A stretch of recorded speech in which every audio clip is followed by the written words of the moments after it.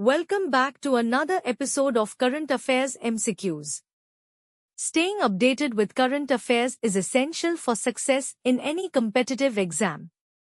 Let's discuss today's questions on recent happenings around the world. Consider the following with reference to the Parliamentary Standing Committees. 1. Members of these committees are appointed by the Speaker of the Lok Sabha and the Chairman of the Rajya Sabha. 2. The committees dissolve after every session of Parliament. 3. They are permanent committees of Parliament.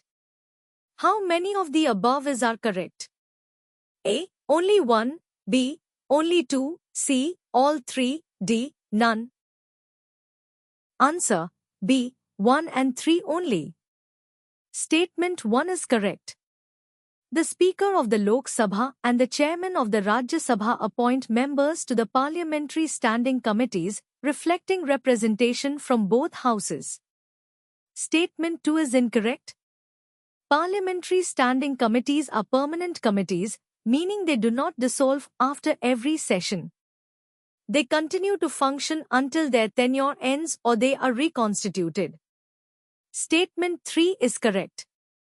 By definition, standing committees are permanent, unlike ad hoc or select committees, and are constituted to provide continuous oversight on various issues.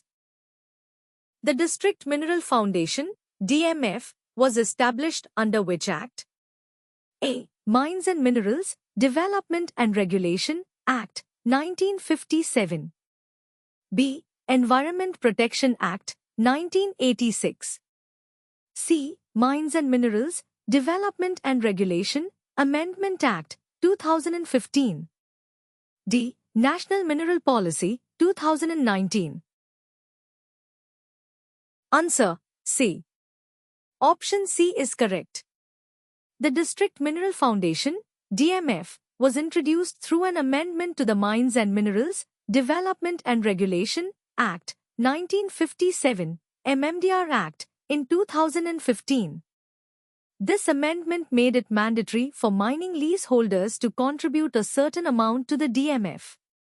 The DMF is a trust set up at the district level to work for the benefit of people affected by mining operations. The amendment aimed to ensure that mining-affected areas and communities receive direct benefits from mining activities.